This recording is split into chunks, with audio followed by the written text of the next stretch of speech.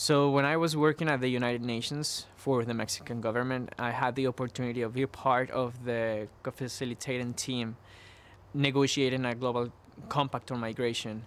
And even though I wasn't the head of delegation, I was an advisor then, and my ideas were heard and taken into account in order to produce an outcome that today is the global compact of migration that would eventually affect the life of many migrants around the world. Even though migration is the first social phenomenon in history because people moved since the beginning of times, by 2016 there wasn't an international instrument that established the guidelines for regulating safe and orderly migration.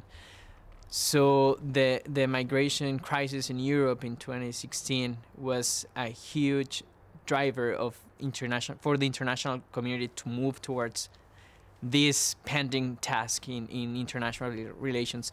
I think that's why having an international standard of migration was important and was a necessary change to carry out in the international sphere. Well, why it mattered to me? To be honest, before my post at the United Nations, I wasn't that interested in migration.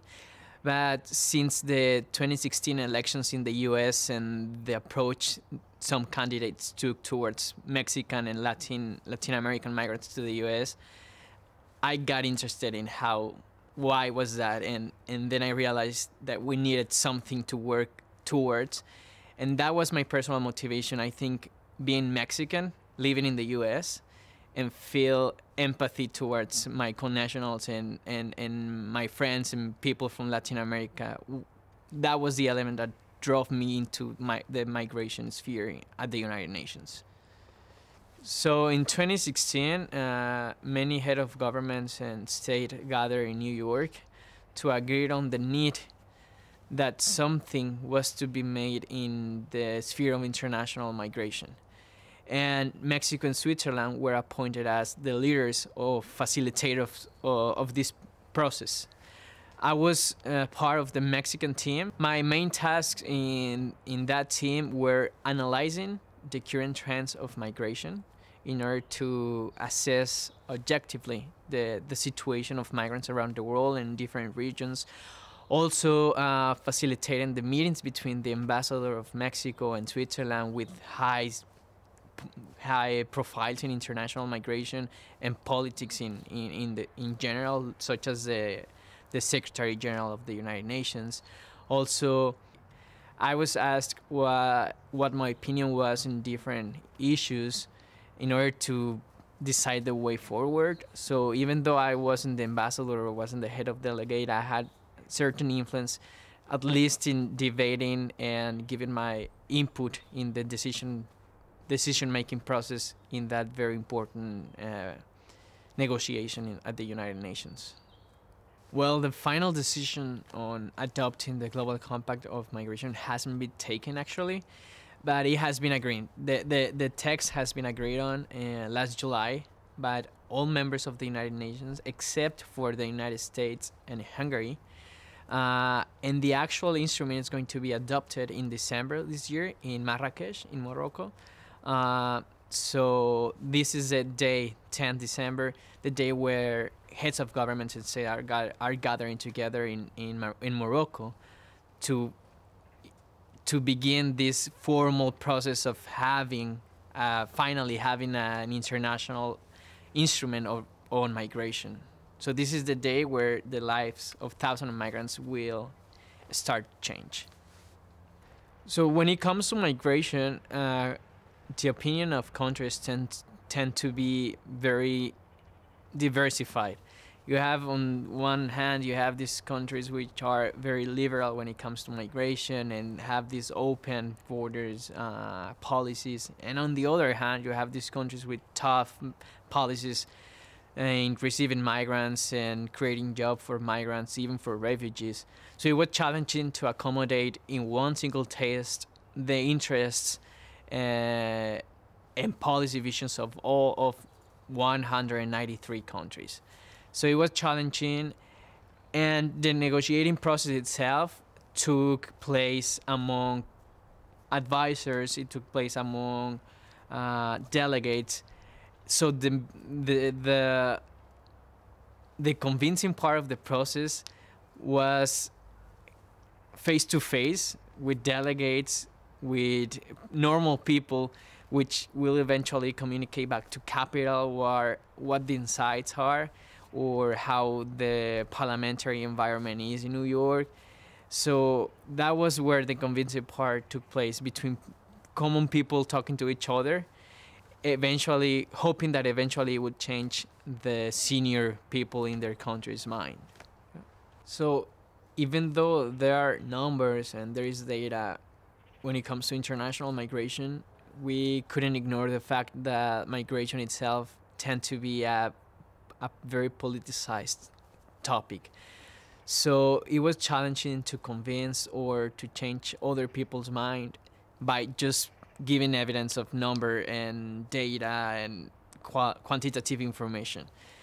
But it was challenging to manage to accommodate between policy visions, politics interest, data, numbers, evidence, and kind of harmonize this. It was challenging because we couldn't convince people just by showing numbers and quantitative analysis, because we had to take into account the politics in their domestic country and so on and so forth. So it was challenging to use data to change the other side's mind. Yeah, we use data provided by the International Organization for Migration, obviously, from the United Nations as well. We also provided testimonies by people, migrants themselves, living in the U.S., living in Europe, living in the Middle East. So we actually organized this art exhibition, which consisted of art made by migrant children in the U.S. And we set up this exhibition in the halls of the United Nations, where ambassadors and delegates from every country passed by every day, so that they looked at those pictures that the children who were migrants in the United States had elaborated for the United Nations. So this kind of sensibilization and sentimental appealing to decision makers was a great asset in the overall process. Well, also when we were discussing, negotiating around migration, it was also very important to be careful in the words, expressions, and the way you communicate yourself, given the sensibility of this topic. So we had to be very careful when addressing, for example, someone from a country having tough positions around migrants. And on the other side, also being careful when we address the issue with a very liberal country with open borders policy. So it was also a very challenging and interesting exercise to accommodate language and communication strategies according to your interlocutor.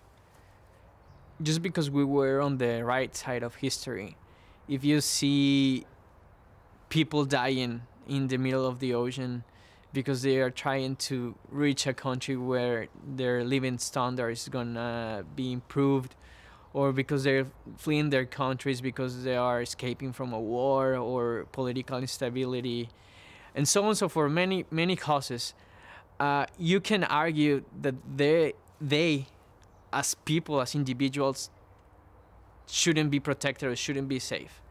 So I firmly believe that doing our efforts to improve the life of thousands of migrants around the world that are looking for better opportunities and better life, it's not debatable, it's not negotiable, and it's our duty to do that as humans, as citizens of the world, as brothers.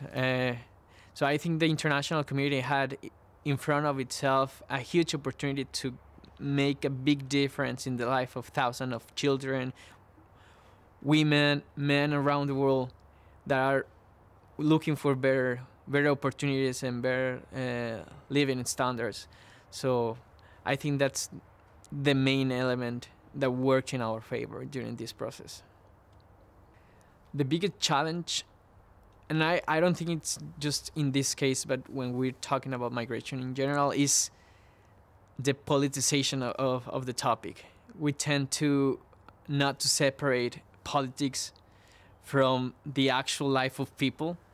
And I think that was a great obstacle in when trying to arrange and accommodate all countries' interests, because you have these countries with tough policies that just wanted to go back to their domestic public and say, we are against migrants, we're pursuing this protectionist agenda in the United Nations. So it wasn't because they personally weren't in favor of migration or in improving those people's life, but because they were answering to a political agenda. And I think that was an obstacle in not only in migration, but I think in many topics that had to do with improving people's life. One main advice I would give to anyone trying to pursue a policy change, either in the UN or outside international organizations or in diplomacy in general, is being ambitious but being realistic at the same time. I think we all have dreams and we all have these visions for the future and how we want the world to be in the coming years, but we also have to take into account the reality of the context surrounding us and surrounding the topic in question, surrounding the actors involved. So I think being realistic will help a lot in not being disappointed at the end. We have to be ambitious, obviously, in when it comes to what we want to achieve, but also be realistic in what we have to do that and with what kind of resources, what kind of networks, what kind of actors. So that would be the main piece of advice I would give to you. Well, I take two main things out of this experience. One on the professional side and the other on the personal side. On the professional ground, I'd say that I learned how the international process it's carried out. I learned the necessary skills and strategies to use when working with other interests and many actors in such a difficult topic as migration. And on the personal side, I'd say that it changed my life, because before this experience, I ignored, or at least I didn't feel related to migrants and the struggle they are through when they're trying to better their life or accomplish their dreams. So now, after this process and after all I've seen in this experience, every time I hear the word migrant or job or opportunity, dreams, faces of many people come to my mind, and I remember that maybe this text that we agree at the United Nations may have changed their lives, and now they're better. And every time I discuss migration as well, I have this very useful insight from people that really lived through this, and I think there's no comparison to that. When the final outcome was agreed last July, I felt a lot of satisfaction, professional satisfaction on one side, but also I feel that my duty to humanity just started, because as of that day, I just got this commitment to migrants, even though I'm not working at the UN anymore and I'm not involved in this process anymore. So I feel that I have this personal commitment to migrants around the world and in Mexico as well, to do my best wherever I am in whichever the sector I'm working in, to do my best to improve their lives, or to help them not to go through that again and not to feel the need to move from their home to look for a better life in other place.